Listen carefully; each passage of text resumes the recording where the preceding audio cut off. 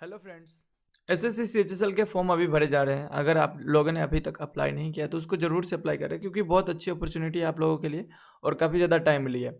और इस वीडियो में मैं आपको बताऊंगा कि मैंने किस तरीके से अपनी प्रिपरेशन को जो है किया, और किस तरीके से मैंने एसएससी के दो एग्ज़ाम कंसेक्यूटिव दो एग्ज़ाम क्लियर करे, जैसे कि एसएससी स्टेनो और एसएससी जो जीडी है वो एग्ज़ाम मैंने क्लियर करे।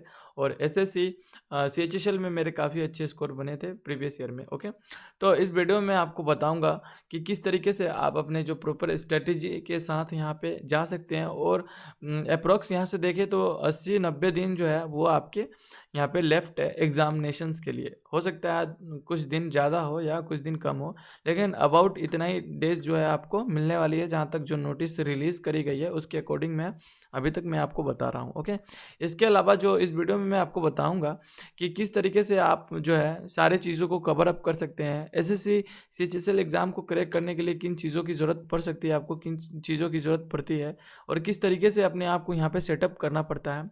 हालांकि ये चीज़ें जो है वो आपको सभी लोग नहीं बता सकते, वही स्टूडेंट्स या वही टीचर बता सकते हैं जो खुद इस चीज़ को फील करे हैं, खुद इस चीज़ को समझे हैं, और कहीं ना कहीं वो प्रिपरेशन खुद ही किए हैं, तभी ये सारी चीज़ें जो है संभव होती है माइंड में सेट करना। ओके, तो सबसे पहले जो इम्पोर्टेंट चीज़ है उसके ऊपर मैं आपको यहाँ पे विचार विमर्श करने के लिए यहाँ पे उत्साहित करूँगा। जैसे कि आपको यहाँ पे एनालिसिस ऑफ योर एबिलिटी, कि आपको सबसे पहले चेक करना पड़ता है कि आप कहाँ पे हो, किन सब्जेक्ट्स में आपको फोकस करने की ज़रूरत है, और क्या है अभी आपकी मतलब जो क्षमता है, क्या है कैपेसिटी, क्या है एबिलिटी, क्या है। ओके, इसके अलावा प्रॉपर स्ट्रेटजी किस तरीके से होनी चाहिए आपकी, उसके बारे में बात करेंगे। बेस्ट टाइम टेबल के बारे में बात करेंगे। इसके अलावा invest your time and money as needed. देखिए, बहुत सारे लोग होते हैं जो सोचते हैं कि ऑनलाइन पीडीएफ वगैरह ले लेते हैं, ठीक है, मतलब ऑनलाइन यूट्यूब से फ्री में क्लास कर लेते हैं, कवर अप हो जाएगा। बिल्कुल सही आप सोचते हैं, लेकिन इसके अलावा कुछ बुक्स होते हैं जो कंपलसरी होते हैं एसएससी के एग्ज़ाम को क्रैक करने के लिए, वो बुक आप ज़रूर लें। वहाँ पे पैसे बचाने की कोशिश ना करें। मैं आपको बताऊंगा कि किन किन जो बुक है उसकी ज़रूरत पड़ेगी आपको इस एग्ज़ाम को क्रैक करने के लिए।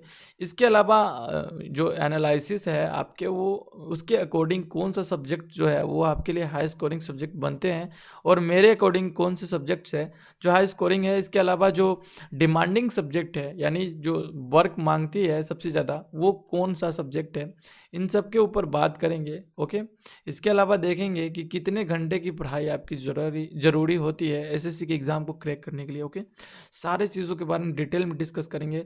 कहाँ पे आपको ज़्यादा फोकस करना है, कैसे किस तरीके से क्या सिलेबस को कंप्लीट करना है, और सिलेबस कंप्लीट के दौरान आपको किन किन चीज़ों का ध्यान रखना है। इसके अलावा मॉक टेस्ट जो है किस तरीके से लगाना है, और जो सबसे इम्पॉर्टेंट बात डिसिप्लिन, डिसिप्लिन का कोई सब्स्टिट्यूट नहीं है। आपको अगर आज 8 घंटे पढ़ने हैं तो कल भी आपको 8 घंटे पढ़ने हैं। इट इज़ अबाउट डिसिप्लिन, और यही डिसिप्लिन है आपका जो कि सबसे इम्पोर्टेंट चीज़ है किसी भी एग्ज़ाम को क्रैक करने के लिए। चलिए नेक्स्ट पेज में चलते हैं कि किस तरीके से जो है कि प्रिपरेशन को आप स्टार्ट कर सकते हैं। अगर आप मैं दो जैसे कि मानूंगा कि आप मेरे जो व्यूअर है, यानी जो आप है वो या तो आप इनिशियल स्टेज पे है, या आपने एग्ज़ाम दे रखा है, आपको जो एसएससी की सिलेबस है उसके बारे में जानकारी है। तो दोनों जो स्टूडेंट है उनके लिए दो बातें हैं कि अगर आप जीरो से प्रिपरेशन स्टार्ट करना चाहते हैं तब भी पॉसिबल है एग्ज़ाम को क्रैक करना, क्योंकि अभी जो देखें तो अच्छे खासे दिन हैं। हालांकि आपका हार्ड वर्क करना पड़ेगा। दिन में जो है आपको 11-12 आवर जो है गिव अप करने पड़ेंगे, देने पड़ेंगे। ओके, इसके अलावा जो मतलब बीच स्टेट में, यानी जो एग्ज़ाम दे रखे हैं एसएससी के और मतलब अच्छे खासे स्कोर ला रखे हैं, उनके लिए तो जो बातें हैं वो सिंपल है कि आप मॉक टेस्ट देते रहें और एनालाइज करते रहें कि कौन सा जो पोर्शन है आपका वो वीक रह जाता है, और कौन सा पोर्शन है जिसमें आपके ज़्यादा टाइम लैप्स हो रहे हैं, यानी किसी न किसी जो मतलब प्रॉब्लम की वजह से जो आपके प्रीवियस ईयर में रह गए हैं, उन चीज़ों पे आप ज़्यादा फोकस करें। इसके अलावा जो है जीके जीएस सारे स्टूडेंट्स के लिए रोना रहता है इसमें एसएससी के एग्ज़ाम में, और मैं जीके जीएस को ना साइड करके ही चलता हूँ इसके लिए। अभी मैं आपको आगे बताऊंगा किस तरीके से जीके जीएस जो है वो आपको स्टडी करना है, और कौन सा ऐसे सब्जेक्ट्स है, यानी ये 3 सब्जेक्ट इंग्लिश और मैथमेटिक्स और जो रीजनिंग है, ये 3 सब्जेक्ट्स में किस हिसाब से आप इसकी प्रिपरेशन करें। ओके, सब्जेक्ट वाइज भी डिस्कस करेंगे आगे। और स्टार्ट करें आप अपना प्रिपरेशन, एक मॉक टेस्ट दे और मॉक टेस्ट में देखिए कि आपके स्कोर कितने आ रहे हैं। उसके बाद आप जो है फिर से सिलेबस उठाएं और दिन में जो है कम से कम 8-9 घंटे पढ़े और सिलेबस को कंप्लीट करें। ओके, प्रॉपर स्ट्रेटेजी एक बनाएं कि आपको दिन में कौन कौन से सब्जेक्ट पढ़ने हैं, और उन सब्जेक्ट में मैं आपको रिक्वेस्ट करूंगा कि जीके जीएस का जो सब्जेक्ट है वो नहीं रहना चाहिए। जीके जीएस के लिए आखिरी जो मंथ होते हैं, आखिरी मंथ या आखिरी 45 डेज, वहाँ पे आप जीके जीएस को ले। बहुत सारे स्टूडेंट्स जो है वो क्या करते हैं, हिस्ट्री ज्योग्राफी उठा के दिन में उनको पढ़ने लगते हैं और अपना ज़्यादा से ज़्यादा टाइम वहाँ पे देते हैं। तो बिल्कुल नहीं, एसएससी का ये रूल नहीं है। अगर कोई टीचर आपको रिकमेंड करता है तो मैं बोलूँगा कि आप उस चीज़ को फॉलो बिल्कुल भी ना करें, क्योंकि मैं खुद एक एसएससी का एस्पिरेंट हूँ। मैंने खुद एग्ज़ाम क्लियर करे हैं और मुझे पता है कि एसएससी के अंदर जो सिलेक्शन है वो कैसे मिलता है। ओके, तो वहाँ पे आप इस तरीके जीके जीएस का कोई, जैसे कोई स्टूडेंट्स जो है इकोनॉमिक्स में अच्छे होते हैं तो वो इकोनॉमिक्स उठा के डे बाय डे उसको करने लगते हैं। नहीं, बिल्कुल नहीं, ये चीज़ नहीं करना है। अगर आपको सिलेक्शन लेना है तो यहाँ पे आपको किसी जीके जीएस के कोई सब्जेक्ट में मास्टर नहीं करना है। आपको यहाँ पे मैं रिकमेंड करूँगा कि आप मैथ और इंग्लिश जो है 2 सब्जेक्ट है वो दिन में जो है डेली रूटीन में शामिल करें। 8 घंटा तो आई थिंक कि 8 घंटा आपको यहाँ पे इन्वेस्ट करना ही चाहिए मैथ और जो है इंग्लिश के ऊपर। इसमें भी ज़्यादा से ज़्यादा टाइम आप मैथमेटिक्स को दें और इंग्लिश को दें, अगर आपका इंग्लिश थोड़ा सा वीक रहा है तो। इसके अलावा रीजनिंग है, रीजनिंग को मैं बोलूँगा, रीजनिंग आप जो टीचर के क्लास नोट्स होते हैं उनको ही देखिए और एक बार देखिए, फिर जो सेट लगाने लगे कंप्लीट सिलेबस के बाद जो आप मतलब सिलेबस कंप्लीट करें। ज़्यादातर मैथमेटिक्स और ये जो है मैथमेटिक्स और इंग्लिश के साथ सिलेबस कंप्लीट करें। उसके बाद रीजनिंग का सिलेबस भी कंप्लीट करें। ओके, उसके बाद जो टेस्ट लगा वहीं पे आप बस क्या करें, रीजनिंग को पढ़ें और उसके अलावा मेहनत करें आप सिर्फ मैथमेटिक्स और जो ओवरऑल है इंग्लिश पे। समझ रहे हैं आप? ओके, इसके अलावा आपको मॉक टेस्ट या टेस्ट के दौरान पता करना है कि आपका जो कौन सा पोर्शन वीक रह जा रहा है, कहाँ पे आपको ज़्यादा फोकस करने की ज़रूरत है, उन चीज़ को कवर अप करें। इसके अलावा कि क्या है, मतलब ऐसा क्या चीज़ है जो आपको इग्नोर करने की ज़रूरत है।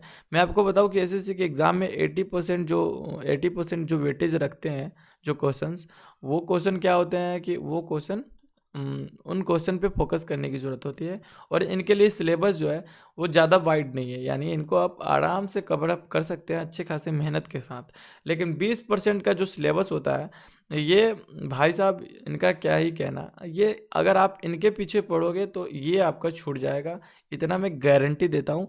तो यही 20% चीज़ों को आप इग्नोर करें, यही है जो मतलब आपको फाइंड आउट करना है कि ऐसा 20% क्या है आपके एग्ज़ाम सिलेबस में जिसको आपको इग्नोर करने की ज़रूरत है। इन चीज़ों को बहुत अच्छे से पढ़े पहले, फिर आप जो है वो प्रिपरेशन में बने रहे। ओके, हार्ड वर्क बहुत ज़रूरी है, क्योंकि बिना हार्ड वर्क के कुछ नहीं होता।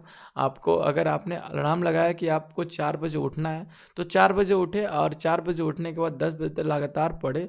6 घंटे आपके यहीं पे निकल जाते हैं। Best time table I think कि मॉर्निंग और शाम का जो टाइम टेबल होता है बेस्ट टाइम टेबल होता है, और एटलीस्ट 9 घंटे की स्टडी दिन में ज़रूरी है। एसएससी के सारे स्टूडेंट्स के लिए, बिगनर के लिए तो 12 घंटे पे जाए, और जो मतलब प्रीवियस ईयर में भी दे रखे एग्जाम उनके लिए 9 घंटे की स्टडी आराम से 9 या 10 घंटे आप दिन में आराम से निकाल सकते हैं। मैं आपको बताऊंगा किस तरीके से आप निकाल सकते हैं। अगर आपने 4 बजे से ही अपनी प्रिपरेशन स्टार्ट करी, 4 बजे जनरल बात है, 4 बजे कोई भी स्टूडेंट जग सकता है, कोई इसमें ज़्यादा दिक्कत वाली बात है नहीं। 4 बजे से आप अपनी प्रिपरेशन को स्टार्ट करते हैं तो 4 से 10 6 घंटे आपके तो ऐसे ही निकल जाते हैं, पूरा दिन का टाइम आपके पास बच जाता है। फिर 6 से आप शाम को 6 से 10 अगर कर लेते हैं तो 10 घंटे तो आपके ऐसे ही निकल जा रहे हैं। ओके, तो यानी आप ओवरऑल 10 घंटे तो बड़े आराम से निकाल सकते हो और पूरा दिन आपके पास रह जाता है। अगर आप कुछ एक्स्ट्रा और करना चाहते हैं, जैसे कि किसी स्टूडेंट्स का जैसे कि स्टेनो निकला है तो स्टेनो सीखना चाहते हैं तो बीच में स्टेनो भी सीख सकते हैं। इसके अलावा अगर कोई यूट्यूबर है तो वो बीच में अपना यूट्यूब का काम भी कर सकता है।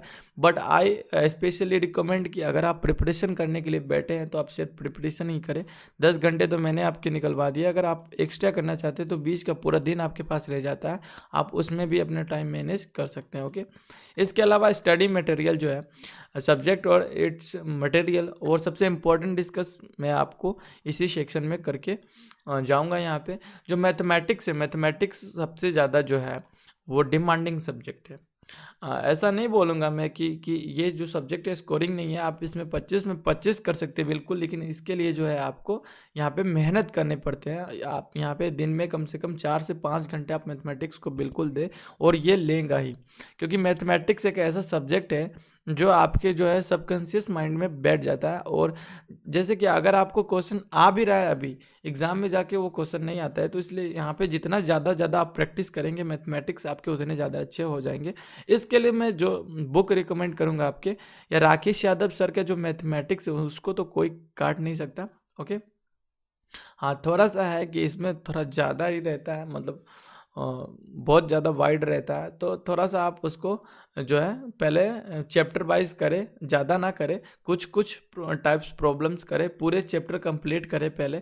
इसके बाद देखें कि आप मॉक टेस्ट लगा के देखें, वहाँ पे देखें कि आपकी कौन से चैप्टर की वैरायटी ऑफ क्वेश्चन और क्वालिटी ऑफ क्वेश्चन किस तरीके से बनते हैं आपके एग्जाम में, फिर आप उस चैप्टर को उठाएं और फिर से पढ़ें। ओके, मतलब ज़्यादा से ज़्यादा ओवरऑल जो फोकस है मॉक टेस्ट पे रहना चाहिए। आप कोई भी बुक बनाएं सिर्फ और सिर्फ सिलेबस कंप्लीट करने के लिए। ओके, किरण की बुक भी आप ले सकते हैं, हालांकि दोनों में से कोई एक ही बुक ले सकते हैं, विच आई स्पेशली रिकमेंड कि Kiran is the best book for SSC examinations. Okay, English के लिए अगर मैं बात करूँ, इंग्लिश के लिए मेरे पास कुछ यही एसएससी के, जैसे कि एमबी पब्लिकेशन की बुक मैंने रखी है, मिरर ऑफ कॉमन एरर की बुक भी मेरे पास है, केडी कैंपस की दोनों बुक है। इसके बाद एक वोकेबलरी की 2 बुक है, एक ब्लैक बुक है मेरे पास और एक बुक है वो जो मोटा वाला है, सॉरी थोड़ा सा नाम उसका याद नहीं आ रहा क्योंकि मैं उसको पढ़ता नहीं हूँ, उसको मैंने ऐसे ही ले रखा है। तो मेरा कहने का ओवरऑल मतलब यही है कि आप वही सब बुक ले जो आप पढ़ते हैं, जैसे ठीक है, जैसे इंग्लिश में एमबी पब्लिकेशन की बुक आप ले, बिल्कुल ये ले, एमबी पब्लिकेशन ले या किरण ले, दोनों सेट के लिए बहुत फेमस बुक है और अच्छी बुक है। तो एमबी पब्लिकेशन की ले या किरण की ले, दोनों में से एक ही ले, दोनों का दोनों नहीं ले, वरना एक बुक आपके ऐसे ही पड़े रह जाएंगे जैसे मेरा एक वोकेब का बुक पड़ा रह जाता है। ओके, तो ठीक है, एक बुक ले इसकी, ब्लैक बुक ठीक है, ब्लैक बुक ही ले, वो वोकेबलरी की दूसरी कोई बुक ना ले। और केडी कैंपस की ग्रामर सेक्शन के लिए केडी कैंपस की बुक आप ले सकते हैं, पैरामाउंट की बुक भी बहुत अच्छी है, दोनों में सेम ही बातें हैं, बस थोड़े से आपके इधर उधर होंगे। दोनों बुक काफ़ी अच्छी है, और दोनों बुक जो है वो अगर आप हिंदी मीडियम से बिलोंग करते हैं तो दोनों बुक आपके लिए बहुत अच्छी है। अगर आप इंग्लिश मीडियम वाले हैं, थोड़ा हायर क्वालिटी में ग्रामर पढ़ना चाहते हो, तो एक एसपी बख्शी करके बुक आती है, बहुत अच्छी इंग्लिश की बुक आती है, वो भी काफ़ी इंपॉर्टेंट बुक है। और इंग्लिश जो है सब्जेक्ट ऐसा सब्जेक्ट है जो आपके पूरे एग्जाम में पूरे के पूरे मार्क्स आपके दिलवा सकते हैं, यानी 25 क्वेश्चन यानी 50 मार्क्स आपके इंग्लिश में आ सकते हैं एसएससी सीएचएसएल के अंदर। मेरे प्रीवियस ईयर में आए थे 47। ओके, तो काफ़ी अच्छे स्कोर बन जाते हैं इंग्लिश में। और इंग्लिश के लिए जो बुक है वो आप ज़रूर लें, क्योंकि बहुत सारे स्टूडेंट पैसे बचाने के चक्कर में रहते हैं, वो बोलते हैं क्लास नोट्स यानी जो ऑनलाइन पीडीएफ होते हैं उनसे पढ़ाई कर लेंगे। नहीं, जो बुक होते हैं बुक की क्वालिटी ही कुछ और होती है, और बुक से पढ़ने का कुछ बात जो है वो काफ़ी ज़्यादा मतलब बेहतरीन रहता है, बेस्ट रहता है। तो आप बुक ज़रूर ले, यहाँ पे आप थोड़े बहुत पैसे इन्वेस्ट करें, ये आपके जो है काफ़ी ज़्यादा हेल्पफुल रहने वाले बुक जो है वो। इसके अलावा रीजनिंग जो है, रीजनिंग काफ़ी स्कोरिंग सब्जेक्ट, इसमें 25 क्वेश्चन के 25 आपके बन सकते हैं बिल्कुल।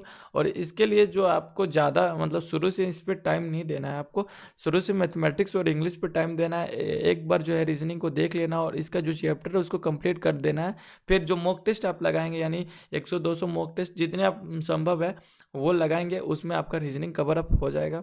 अगर आप बुक लेना चाहते हैं तो किरण पब्लिकेशन की बुक ले सकते हैं। इसके अलावा जो किसी भी सर का क्लास नोट्स रीजनिंग के लिए जो अच्छे हैं उनका ले सकते हैं, और केडी कैंपस का रीजनिंग का बुक आता है वो भी ले सकते हैं, आप पैरामाउंट का ले सकते हैं। सारे बुक यहाँ रीजनिंग के लिए कोई स्पेशल यहाँ पे कोई दिक्कत वाली बात है नहीं। जो सबसे यानी फँसने वाला सब्जेक्ट है जीके जीएस, स्टैटिक जीके और लूसेंट, किस तरीके से करंट अफेयर्स इन तीनों का रिलेशन जो है वो किस तरीके से रहता है आपके एग्ज़ाम में, वो मैं आपको बताऊंगा। देखिए बहुत सारे जो मतलब यहाँ पे आप देखेंगे कि अभी strategy video, book list video आती रहती है, तो लूसेंट वहाँ पे आपको रिकमेंड कर दिया जाता है। ठीक है, लूसेंट ठीक है, आई मतलब ठीक है, सफिशिएंट तो है लूसेंट, लेकिन मैं आपको बता रहा हूँ कि जो एसएससी के अब जो एग्ज़ाम हो रहे हैं ना, उसमें लूसेंट का वेटेज काफ़ी कम रह रहा है। वहाँ पे सबसे ज़्यादा जो वेटेज रह रहा है करंट अफेयर्स के रह रहे हैं। ठीक है, और करंट अफेयर्स से रिलेटेड ही जीके पूछे जा रहे हैं, यानी स्टैटिक से पूछे जा रहे हैं। तो स्टैटिक पोर्शन तो आप कवर अप करें ही करें। लूसेंट भी अगर आपको टाइम मिलता है लास्ट के मंथ में तो आप करें, नहीं तो लूसेंट को भी मैं बोलूँगा कि आप इग्नोर करके ही चले। और सबसे ज़्यादा जो फोकस करने वाली चीज़ है, करंट अफेयर्स डेली बेसिस पे पढ़े। ठीक है, डेली बेसिस पे करंट अफेयर्स पढ़ने से ये फ़ायदा मिलता है कि आप उससे रिलेटेड रहते हैं, और जितने भी जो जीके के क्वेश्चन करंट अफेयर्स से बनते हैं वो सारे आपके यहाँ पे कवर अप हो जाते हैं। तो जीके जीएस आप इस तरीके से करें। अभी जीके जीएस को बिल्कुल भी इम्पोर्टेंस ना दें, अभी इसकी कोई ज़रूरत है भी नहीं। और जो पैसा और जो टाइम है वो आप इन्वेस्ट करें, क्योंकि बुक लेने से आपके यहाँ पे बहुत सारे जो बुक लेने से बहुत फ़ायदा होते हैं, क्योंकि ऑनलाइन पीडीएफ आप ज़्यादा देर तक नहीं पढ़ पाते। आपके जो आँख की क्षमता है वो काफ़ी कम होती है, क्योंकि आप फ़ोन पे लगातार 3-4 घंटे नहीं देख सकते, लेकिन बुक को आप लगातार 3-4 घंटे पढ़ सकते हैं।